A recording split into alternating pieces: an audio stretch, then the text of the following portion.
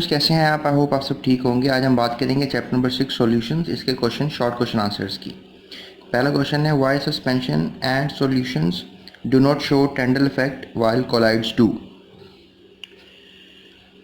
Suspensions and solutions do not show Tyndall effect while collides do. Solutions cannot show Tyndall effect because the particles are so small that they cannot scatter the rays of the light. On the other hand, suspension particles are so big that the light is blocked and difficult to pass, therefore cannot show Tyndall effect. Particles of collide scatter the path of the light rays, thus emitting the beam of light. For example, exhibiting the Tyndall effect. Students ये देखें,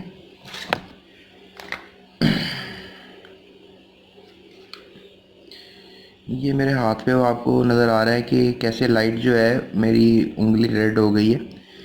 ये मैं आपको इसलिए दिखा रहा हूँ क्योंकि इसमें ये जो मेरे ब्लड के पार्टिकल्स हैं लाइट को स्कैटर कर रहे हैं। अगर लाइट स्कैटर हो जाती है इसे टेंडल इफेक्ट कहते हैं। सस्पेंशन तो लाइट को ब्लॉक कर देते हैं, पार्टिकल्स बहुत बड़े होते हैं और सॉल्यूशंस जो हैं वो भी नहीं शो कर पाते, लेकिन कोलाइड्स के पार्टिकल्स इतने बड़े होते हैं कि वो लाइट को रिफ्लेक्ट कर सकते हैं या डिफरेंट एंगल्स पे भेज सकते हैं। जैसे लाइट आती है, जैसे लाइट की ये वेव आ रही है तो इसको डिफ्लेक्ट कर देते हैं, जैसे ये डिफ्लेक्ट हो गई है। तो जब लाइट की वेव आकर पार्टिकल से टकराती है तो डिफ्लेक्ट हो जाती है, इसको टेंडल इफेक्ट कहते हैं। तो इनके पार्टिकल्स सॉल्यूशंस के बहुत छोटे होते हैं और सस्पेंशन के पार्टिकल्स तो साइज़ में बड़े होते हैं, और अगर साइज़ बड़ा होगा तो लाइट जो है वो आकर टकरा कर वापस चली जाएगी, डिफ्लेक्ट नहीं होगी। तो इसलिए कहते हैं कि सिर्फ कोलाइड्स ही टेंडल इफेक्ट शो करते हैं। टेंडल वैसे एक साइंसदान का नाम था एंड आई डोंट नो, यहाँ पर उन्होंने टी स्मॉल लिखा हुआ है, लेकिन इसका टी जो है वो कैपिटल होना चाहिए। Tyndall effect, this is the right way to write it. So that's it. So let's move toward the next question. Differentiate between dilute and concentrated solution with the common example. Dilute solution, the solution which contains relatively small amount, the smaller number of moles or grams of dissolved solute is called dilute solution. For example, a solution containing 5 grams of sodium chloride and 1 decimeter cube of water is called dilute solution. Concentrated solutions contain relatively large amount of greater number of moles and grams of dissolved solute. Concentrated solution, for example, brine. Brine is a concentrated solution of common salt, which is NaCl, sodium chloride. Similarly, 100 gram of common salt, NaCl and 1 decimeter cube of water form concentrated solution. Students, dilute और concentrated solution ये होता है कि जो dilute solution होता है उसमें जो सोल्यूट होता है उसकी वैल्यू देखें आप 5 ग्राम है, और जो सॉल्वेंट है उसकी वैल्यू देखें 1 लीटर है या 1000 सेंटीमीटर क्यूब है। लेकिन कंसनट्रेट में देखें आप 100 ग्राम नमक है और एक लीटर ही पानी है या 1 डेसीमीटर क्यूब है। तो जब सोल्यूट की मकदार कम हो सॉल्वेंट में तो वो डाइल्यूट सोल्यूशन होता है, और सोल्यूट की मकदार अगर ज़्यादा हो जाए और सॉल्वेंट में तो वो कंसनट्रेटेड सोल्यूशन होता है। जिस तरह भैंस जब दूध देती है तो वो कंसनट्रेटेड सोल्यूशन होता है, लेकिन गवाला उसमें उसको पानी डाल के उसी दूध को जो है वो डाइल्यूट कर देता है। Explain how dilute solution are prepared from concentrated solution. Dilute solutions are prepared from concentrated solutions. Preparation of dilute solution from concentrated solution.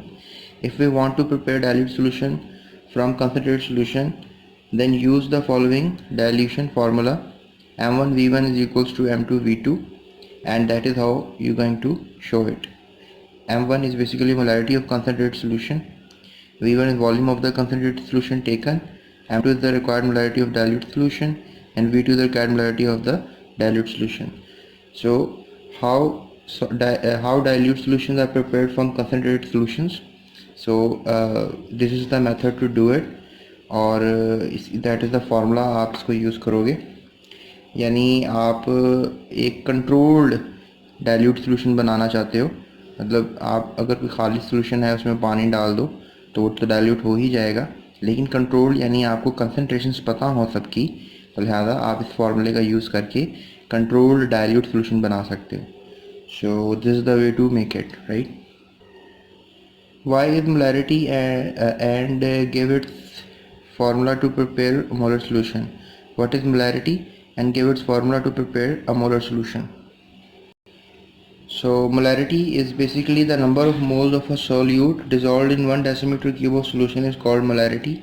It is represented by m. Molarity, this is the formula, or m, molar mass of the mass of solute in grams over the molar mass of the solute into the volume of the solution. So these are the two regular formulas जो आपने याद रखने.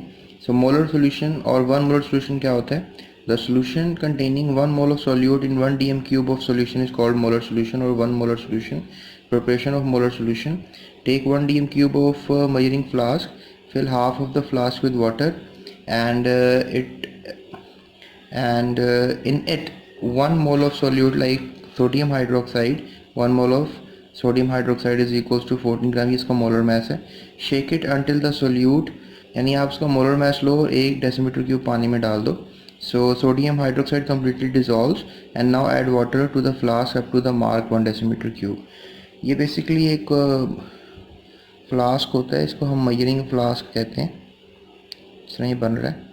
तो पहले आप इसका निशान होता है, ये 1 डेसीमीटर क्यूब का निशान है. तो आपने इसमें सोल्यूट डाला तो इसमें थोड़ा सा पानी डाल लो, फिर इसको अच्छी तरह से ये बंद करके ना इसको हिलाना शुरू कर दो. फिर क्या करो कि जब ये मिक्स हो जाए तो फिर पानी और डालते रहो और यहाँ इस निशान तक भर लो, तो 1 डेसीमीटर क्यूब सोल्यूशन तैयार हो जाएगा. सो इन्होंने पूछा था कि तैयार कैसे करना है, तो आई थिंक सो आपको पता लग गया होगा. उसके बाद इन्होंने मेथडोलॉजी पूछी थी कि ये क्या क्या होते हैं. So let's move toward the next question. Explain the solute-solvent interaction for the preparation of solution. So the solute-solvent interaction concerned with the preparation of solution, solute-solvent interaction and solution formation. Solution formation depends upon the relative strength of the attractive forces between the solute-solute and solvent-solvent. And solute-solvent, there are two possibilities. अब जब solute ने solvent में मिलना होता है तो solute solvent interaction होनी चाहिए. अगर सोल्यूट सोल्यूट स्ट्रॉन्गर होगी या सॉल्वेंट सॉल्वेंट किसी हद तक स्ट्रॉन्गर होगी तो फिर सोल्यूट सॉल्वेंट आपस में मिल नहीं सकेंगे. हमें ये चाहिए सोल्यूट सॉल्वेंट इंटरेक्शन, यानी इनका आपस में हमें चाहिए अट्रैक्शन. अगर ये अट्रैक्शन नहीं होगा तो फिर पॉसिबल नहीं है कि सॉल्यूशन बने. If attractive forces between the solute particles stronger enough, then the solute-solvent interaction solution will not be formed. For example, benzene and water will not form. Benzene की आपस में इंट्रैक्शन इतनी स्ट्रॉन्ग है कि वो पानी में हल नहीं हो सकती. इसलिए सोल्यूट इंट्रैक्शन ज़्यादा होने की वजह से बेंजीन, यानी को फार्मूला वैसे आना चाहिए, दैट इज़ बेंजीन. इसको एक रिंग भी बना के शो किया जाता है. So that is benzene ring. तो आप कह लो कि ये पानी में नहीं हल होता. So it's attractive forces between the solutes. अगर अट्रैक्टिव फोर्सेस जो हैं वो सोल्यूट पार्टिकल्स की थोड़ी कमज़ोर हों और सोल्यूट सॉल्वेंट की जो हैं वो थोड़ी ज़्यादा हों, so interactions, so solution will be form, solubility will be greater. और ये सोल्यूशन भी बनेगा और सोल्यूबिलिटी मीन दोनों हल होंगे, यानी सोल्यूशन बन जाएगा. फॉर एग्जांपल नमक जो है पानी के अंदर हल हो जाता है क्योंकि सोडियम और क्लोरीन एक दूसरे को छोड़ देते हैं, और सोडियम भी पानी से मिल जाता है और क्लोराइड भी पानी से मिल जाता है, और इस तरीके से फिर सोडियम क्लोराइड का सोल्यूशन बन जाता है. लेकिन ये भी एक लिमिट होती है कि सोडियम क्लोराइड ने कितना पानी के साथ एक लिमिटेड अमाउंट में ऐड होना है, लेकिन वो बातें बात की हैं. But this is the answer of your question. What is the general principle of solubility. Solubility का जनरल प्रिंसिपल क्या होगा? अब इसका जवाब ये है, लाइक डिजॉल्व लाइक. इसका मतलब क्या होता है? और जनरल प्रिंसिपल भी इसी को कहते हैं, लाइक डिजॉल्व लाइक लिखा हुआ है ना, general principle of solubility like dissolve like, यही इसका आंसर है. अब इसका क्या मतलब है? इसका मतलब मैं आपको बताता हूँ, पहले मैं आपको आंसर बता दूँ. The polar solutes are soluble in polar solvents. Ionic solids and polar covalent solids compounds are soluble in water. For example, KCl, potassium chloride, sodium carbonate, copper sulfate, sugar, alcohol are soluble in water.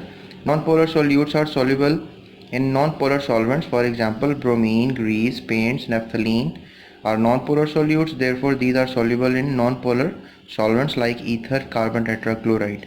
So non-polar substances are not soluble in polar solvents because these are not like. So non-polar compounds, either benzene, ether, benzene and petrol are not soluble in water, polar solvents. Like dissolve like का मतलब है कि जो ionic compounds हैं वो ionic solution में, यानी water ionic in nature होता है, या कह लो पोलर इन नेचर होता है. ये भी पोलर हैं और ये भी पोलर हैं, तो पोलर में हल हो रहा है.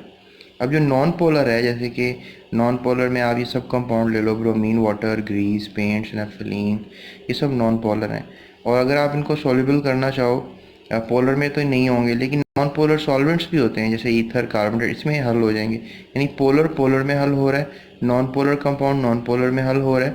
तो पोलर पोलर का मतलब है like dissolves like, non polar dissolve हो रहा है, इसका मतलब है लाइक डिजोल्व्स लाइक। लेकिन नॉन पोलर जो है वो पोलर में कभी भी डिजोल्व नहीं होगा।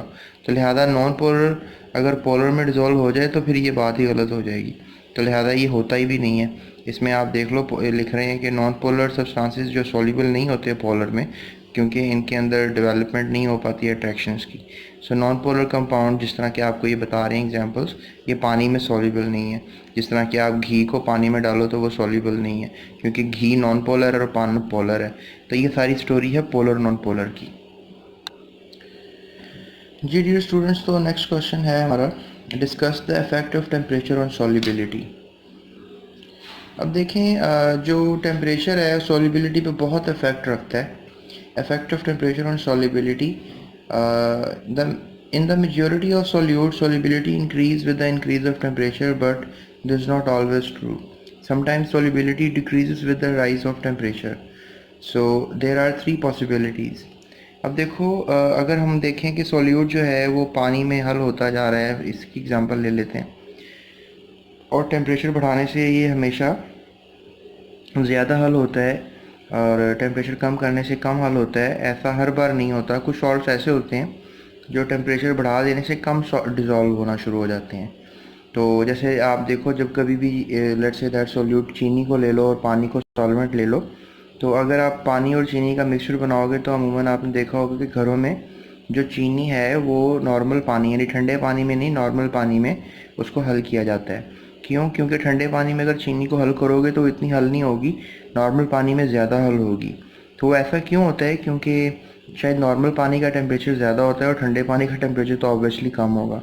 तो ज़्यादा टेम्परेचर हो तो चीनी ज़्यादा डिज़ोल्व होती है। जैसे शीरा बनता है, यानी आप अगर चीनी पानी में डालते जाओ और नीचे से हीट भी ऑन कर दो, तो फिर ये सारा सिनेरियो क्रिएट होता है कि आप ज़्यादा कर लेते हो। So this is what we know about temperature on solubility. और कुछ सॉल्ट्स हैं, जैसे अभी कुछ सिलेबस में भी बताऊंगा मैं आपको, तो टेम्परेचर बढ़ा देने से वो ज़्यादा हल नहीं होते, वो कम हल होना शुरू हो जाते हैं। तो ये कंडीशंस हैं, जैसे for example if heat is absorb during dissolution, यानी जब आप सॉल्यूट को सॉल्वेंट में जब ऐड करते हो तो फिर हीट एब्जॉर्ब होती है। जैसे for example potassium nitrate, sodium nitrate और पोटाशियम क्लोराइड वगैरह आप जब हल कर देते हो इसमें पानी में, तो फिर क्या होता है कि टेम्परेचर बढ़ता है पानी का, तो सॉल्वेंट और सॉल्यूट मिलेंगे और हीट का इस्तेमाल होगा, तो फिर ही सॉल्यूशन बढ़ेगा। यानी आप हीट दे रहे हो, तो हीट अगर जितनी बढ़ाते जाओगे, क्योंकि हीट एब्जॉर्ब हो रही है ना, तो हीट बढ़ाते जाओगे तो ये दोनों हल होते जाएंगे और सॉल्यूशन बनता चला जाएगा। यानी ये ऐसे सॉल्ट्स हैं, अगर आप इनको गर्म पानी में डिज़ोल्व करो तो ज़्यादा डिज़ोल्व होंगे और ठंडे पानी में डिज़ोल्व करो तो कम डिज़ोल्व होंगे। तो ये सॉल्ट्स ऐसे हैं। उसके बाद हीट कभी कभी बाहर भी आती है। जैसे फॉर एग्जांपल जब आप सॉल्यूशन बनाते हो, जैसे लिथियम सल्फेट होता है, इसको पानी में डालते हो, जैसे या आपने पढ़ा होगा सोडियम हाइड्रोक्साइड, इसका लैब में जाना, बनाना सॉल्यूशन तो पता लगेगा कि सोडियम हाइड्रोक्साइड जब पानी में डालो तो तब भी ये क्या करता है कि हीट बाहर आती है, बीकर गर्म हो जाएगा।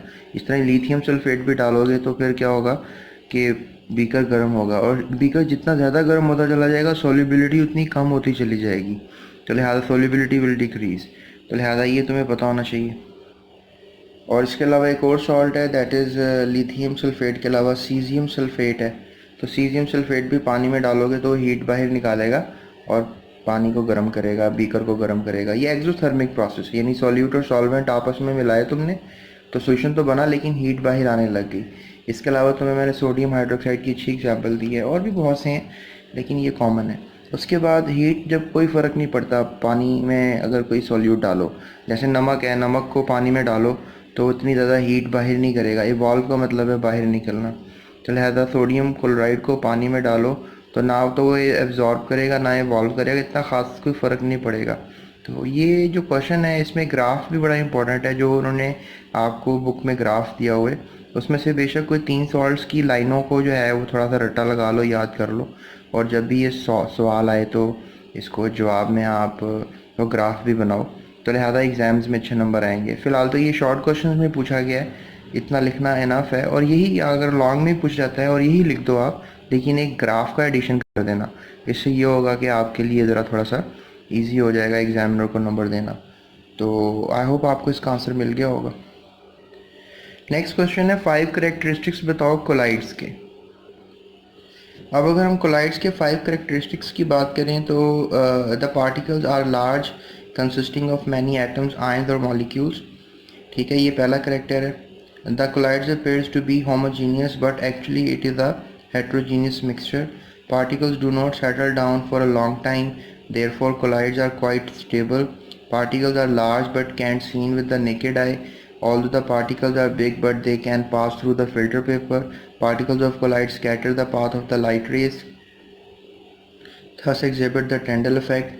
तो ये सब करेक्टरिस्टिक्स हैं, एंड आई होप आप मेरा लेक्चर लोगे तो वहाँ पे मैंने इनको एक्सप्लेन भी किया हुआ है। नेक्स्ट क्वेश्चन है give at least 5 characteristics of suspension. So characteristics are the particles of the large size, ये बड़े पार्टिकल्स होते हैं, so they are larger than 10⁻⁻5 centimetre in diameter.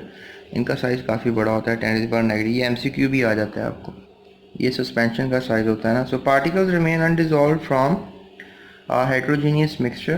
Particles settle down after some time. Particles are big enough to be seen with the naked eye.